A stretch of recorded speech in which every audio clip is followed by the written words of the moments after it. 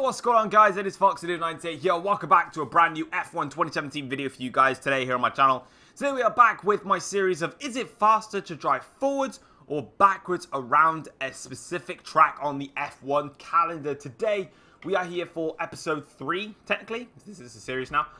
We're here at Bahrain, so yeah. For you guys that are new around to this channel, and you're not quite sure what this is, basically I'm going to be in a time trial session, and what I'm going to be doing is I'm going to be trying to basically I'm going to be doing a time trial lap driving the track normally and seeing how fast I am. I'm then going to spin the car around and I'm going to drive the track backwards, and I'm going to see if I can try and set a faster lap time. And it's been a lot of fun.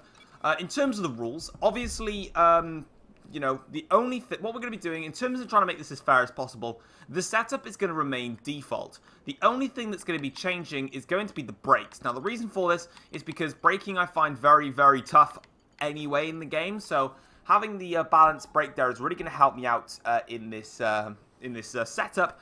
And yeah, we're going to just basically go forwards and we're going to go backwards, and we're going to see which one's the best, really. So hopefully you end up enjoying today's video. But we're here for Bahrain. And we just got to... I didn't really know where the braking point was. Oh, really? Well, that's a great start to things. I've already invalidated my lap because I don't really know the braking points. The only real other thing that's going to change is there's no corner line. So I'm kind of having to guess my braking points for the first time, really. And I'm not going to lie, as you can already tell, I really don't know the track. So it's kind of... It makes it more balanced because I don't know the braking points at all. So I'm sort of in like a guessing game as much as you guys may be. Oh my god, I can't get through the last corner right now. I've had 2 corner cuts and an exceeding track limits right now, and I can't get past the final corner. So I don't know how I'm going to set a lap forwards when I can't set one at all. Oh, just get out of here.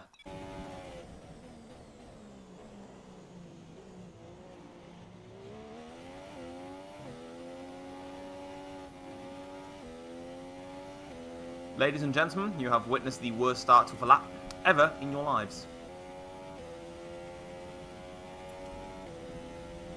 Right, let's see if I can have a decent lap. Unfortunately, the last lap was invalid. I made a corner cutting error midway through my lap, which was a bit annoying, but it's fine. That's good through there. Again, still 1.3 seconds up on my lap time.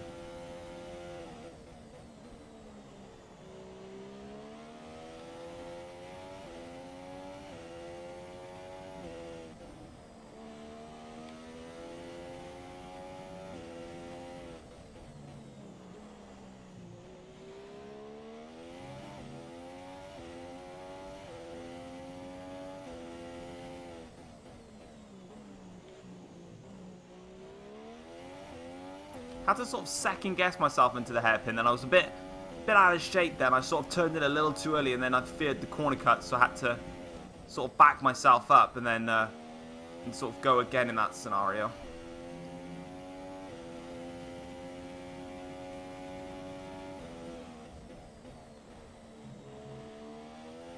Definitely didn't stay close enough to the outside curbing before giving myself the good entry then, which is a little bit frustrating. Coming towards now the last corner here. Don't want to really bottle this one because I bottled it too many times already. And yeah, that was nearly close to an exceeding track limits. But we're going to come across the line. We believe it's going to creep into the 29. It's going to be a 29.6. I don't think I'm going to be able to beat it, especially considering I didn't have DRS for the entirety of that straight. So that could be why. And also that we've gone horribly wide off the track. So I think we're going to leave it at that. I don't feel like there's much more time I can really gain. So we're going to now flip the car backwards, and let's get a feel for Bahrain backwards, because that's going to be something different, isn't it? Also, I really need to clarify this. You can use the DRS whilst going backwards. So as soon as I get to the DRS detection zone, or the activation zone there, that's when it stops. So a lot of people have been like, yeah, don't use DRS because it's unfair. You can use DRS both... Oops, shizer. You can use the DRS both ways, and for those that ask why I say German words during my videos, honestly, I can't answer that question, because I have no idea myself. I'm going to break about now, I think. Yeah, throttling's right. Acceleration off there is going to be a huge problem because it's the thing is oh, there's another brake. It's this little section here. That's the problem I'm now having, is this section here. Everywhere else seems fine.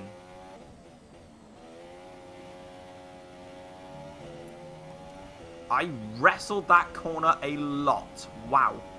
This might actually just be a decent lap time, you know, that we could potentially end up using.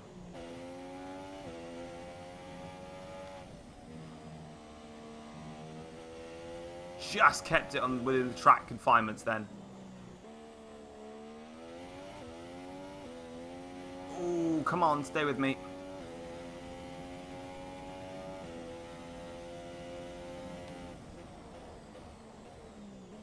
Oh, just messed it up in the last corner. Oh no, lap's gone. Lap is gone, man. That was a really, really solid lap. I was really happy with that lap, but unfortunately, it just didn't turn out to be a lap I was looking for. Maybe next lap now, we can really hook it up, because that felt good. It's this corner now that I've not quite just got the measure of yet, but hopefully on this lap we can really hook it up. There's still a few mistakes on the lap, but felt really good.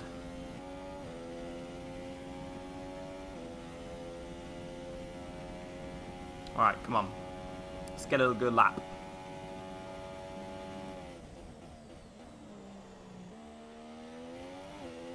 Great first corner. Better on the curbing.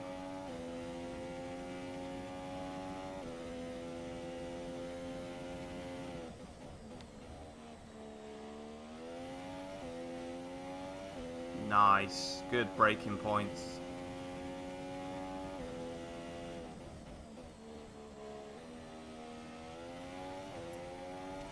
Didn't quite stay in 5th gear like I did on one of my attempts, but I still made the corner.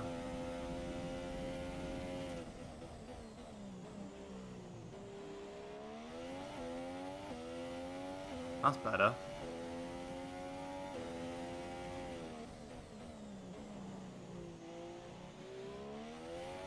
I missed the apex.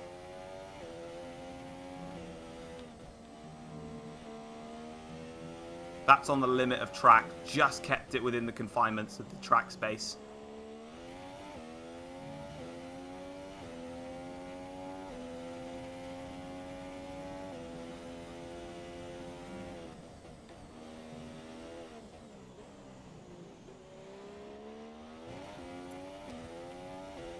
And now the drag towards the start-finish line. Here we go then. I'm going to keep this as my lap. I feel like there's nothing really more I could have given out on a lap, and there it is again, guys. I'm not really sure what the lap is going to be. Obviously, on your screens, you will have a timer, which will obviously go and show you how my lap is gone. But I don't really know, so you'll know exactly which lap is faster. Yeah, I'm now going to return to the garage. I'm going to go and activate the timer and see how fast I was. And then we will compare what the tracks felt like. I'm going to give you a bit more of a review of the track this time to basically give you a heads up on how it all felt. But yeah, I'll check up with you guys in a minute. Alright then, guys, so as you can see, we are back here in the garage. I don't know why I'm on the car setup, but it kind of makes no difference. But as you can see in the top left of your screen, you'll be able to see what my forward lap time was, and on the right hand side of the screen, you'll be able to see what the backwards lap time was. Forwards, we managed to set a lap time of a 1:29.638, and on your right, you can see that we set a 1:30.110 going backwards. So overall then, it is proven that it is faster to drive forwards than it is backwards. Now, does that gap represent the full story? Probably not, no. But I'm going to go through it now. Driving the track forwards, obviously, there's not a lot you need to know about driving it forwards, because you drive it all the time. You want to know about driving it backwards. I think the biggest problem, and the thing that I really just couldn't quite adapt to, is it was very, very tough to get the corners right. Half of the corners, you did not need to hit the apex of the corner to get the best out of it, and that's where I really, really struggled. I think my biggest problem was, it was the case of the cut. Nice scammer there, trying to call me there, because I know who they are. But yeah, it was a case of the car, it sort of like, it was a high-speed sweeping left-hander or right-handers, and then it would immediately switch into a very tight braking zone and a very difficult corner to enter into. That was the biggest problem I had. I just couldn't quite get the car where I wanted it to be. Like, it was the high-speed corner, and then all of a sudden, it was just such a tight braking zone. You just didn't quite know where was the best braking zone for it. So, could I have gotten more out of that lap? Definitely yes, 100%. There was so much more. There were other attempts that I did that I went and did some corners faster than my proper, full, clean lap attempt. So for sure, there's definitely more time to gain. Overall, I would say it's more fun driving Bahrain forwards than it is backwards. Backwards is very, very hard. It's not easy at all. Like I said, the sweeping corners that then eventually switch into a tight braking zone. Getting those braking points right, not making sure you run wide or cut a corner to try and make sure that you actually do get into the corner. It's very, very hard. It's very, very frustrating, and it's also very, very difficult. But guys, that is going to wrap it up for Is It Faster to Drive Forwards or Backwards around Bahrain. If you guys have enjoyed it, feel free to drop it a like. And if you are new around here as well, and you enjoy the content that you do watch, feel free to click the subscribe button and also ding-dong that bell so you get notifications of when I do upload a video, because let's face it, YouTube breaks all the time. And yeah, until then, guys, I will see you for another video very, very soon. Thanks for watching all. Take care. Peace.